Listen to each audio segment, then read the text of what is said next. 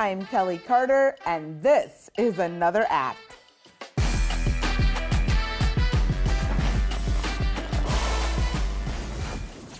Gab, welcome back to the show. Hey, girl. Look at Kelly you with Carter. a quadruple time slot. I mean, It's all good. You know, let's start here. The way that you are closing out 2022 is absolutely amazing. I want to start with the inspection and the love and celebration that you're getting for this film. What does that feel like for you at this point in your career? wild. It feels it's a weird feeling. I'm just not used to it. So every time I'm like, who are they talking about? It can't be me. So it's very humbling, you know? But I don't want to get used to it. Because I don't want to ever center this feeling, because then you're chasing it. You're constantly chasing the dragon. So I am humbled by it. I appreciate it. It is nice to be acknowledged for more than, you know, a businesswoman and somebody who puts butts in seats. So that feels very, very good. I love that. And I also wondered if the moment felt particularly sweet because you're also helping to tell the story not only as an actress, but as an executive producer as well. Tell me a little bit about that, because that also has to be a cherry on top, I would think. Yeah, I mean, because I'm walking into this space as on-screen talent, as an executive producer, and as a mother who lives this every day, right? And I can't separate any of those things.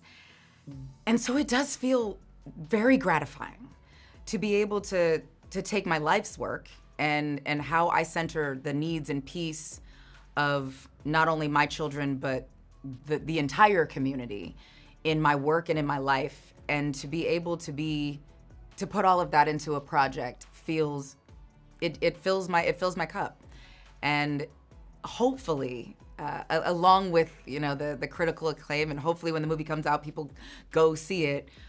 But hopefully we will be able to have a real impact on how families love and embrace and respect every member of their family.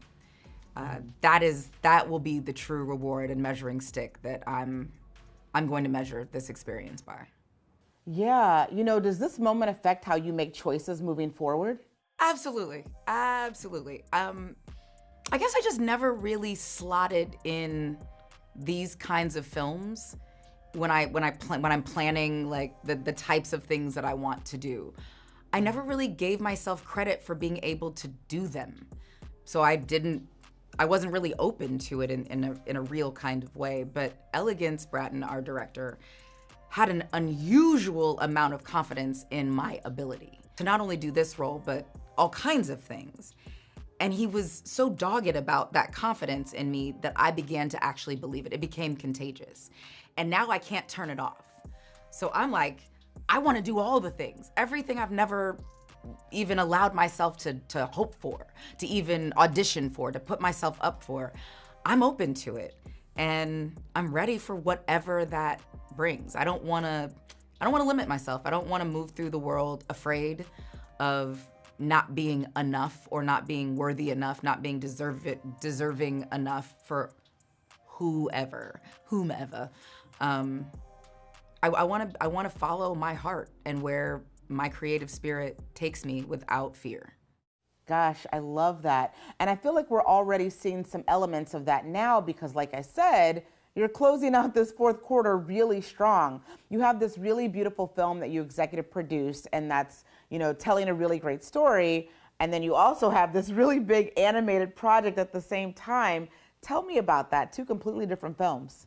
I think when I got my soul right, things started happening organically, and it might have felt like fast to some. Obviously, you've had a front row seat to a lot of this in my life, but the more I started focusing on repairing my soul and to stop making soul sacrifices that I cannot live with, creatively, personally, spiritually, everything started to shift. And when I got this opportunity for Strange World, it was at the same time as The Inspection. And they are at two different ends of the parental spectrum, for me to creatively mine. You know, inspection is, I don't want to say the worst case scenario in terms of how a parent misinterprets what it is to love their child, versus the strange world mom of Meridian, Clade, who is the best example of a mother to a queer child, who leads with love and acceptance and respect and peace, and their child's peace. So doing them at the same time, I needed that for my soul to remind me of what my center is, what my truth is, and what I'm actually fighting for, and what my goal is with both of them. You know, Strange World, please use this as a blueprint for the kinds of relationships that should be relationship goals, the kind of parenting that should be parenting goals.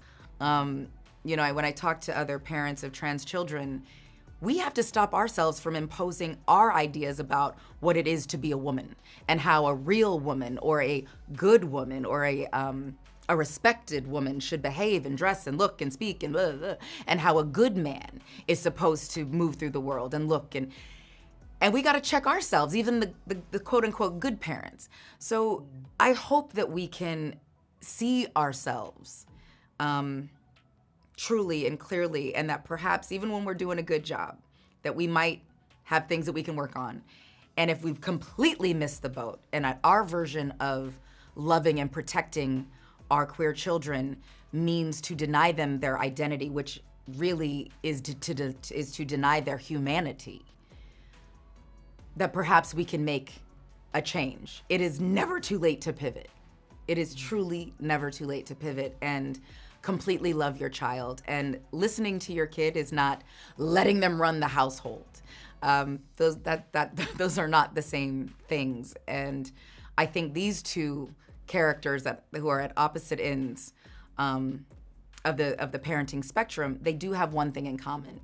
They do love their children, but their expression of that love is completely different. And one is more healthy, and I strongly encourage the healthier route. And one centers the fears of the parent in certain communities. But you're changing the life trajectory of your child, and I strongly encourage you to listen to your child compassionately and respectfully, and allow them to be whoever they are. That was beautiful, Gab. Thank you so much for telling me that. I think that this makes 3 films this year alone where we see you as a parent. Has becoming a parent made you open up to saying yes to roles where you get to be a parent more? Is that why we're seeing some of that happen right now? I think the more I start talking about my age, people are suddenly like, oh, well, maybe she can do more than shoot people and make out with dudes. So, which I don't have a problem with. Now, in your next interview with Dwayne, he's like, so listen, I'm so glad that I think the more I am embracing being a parent and the more comfort I'm feeling with being a parent and parenting out loud, because I think as a step parent, you're sort of parenting in the shadows, and you certainly don't want to talk about it. I think I've grown more comfortable in my space as a parent, and I've grown a little bit more confident to at least admit we're all just winging it. Nobody knows if it's right or wrong. You're not gonna know until your kid writes a book about you later. So I think I'm just more comfortable. But when you see me post thirst traps, it's when I'm like, you know what? Perhaps I do want to explore some other worlds, some other strange worlds. Oh my God, I love that. And you mentioned the word books, so I'm going to ask, because you've had so much success with those first 2 memoirs, is there a book number 3 in you? Do you have more to tell us? You know what? I thought I needed more time to live, a lot more time to live and experience and process, not only with my soul, but with my therapist, as one does. But this trip to Africa for my 50th has changed everything. Everything I thought I knew about myself, about us as African peoples spread throughout the diaspora, I know nothing. And I had to completely humble myself and to acknowledge, oh, you don't know anything, and listen.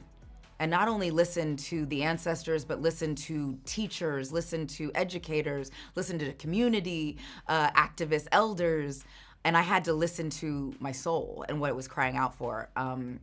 So as I sort through that process, we just got back a couple days ago, I do think there's probably something to be said, whether that's the written word or, I don't know, Dee's talking about a podcast, I don't know. But I definitely want to share the experience of how our lives changed on the continent.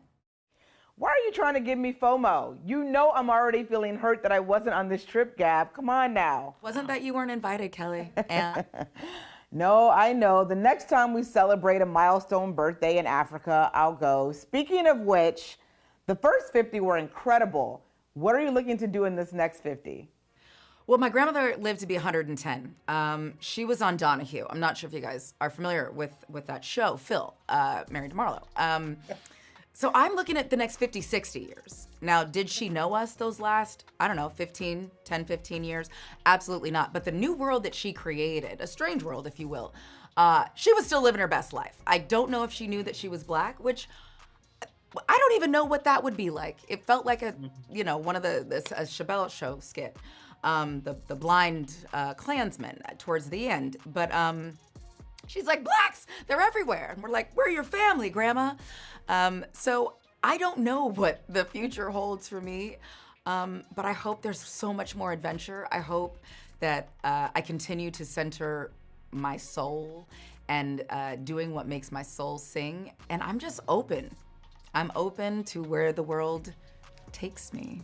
I have a feeling that's going to take you some really great places, that's for sure. So what's 2023 looking like for you career-wise?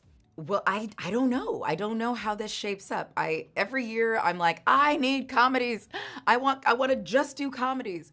But I want to work with my friends. I want to smile on set. I want to wake up excited. I want to stay excited and happy all day long.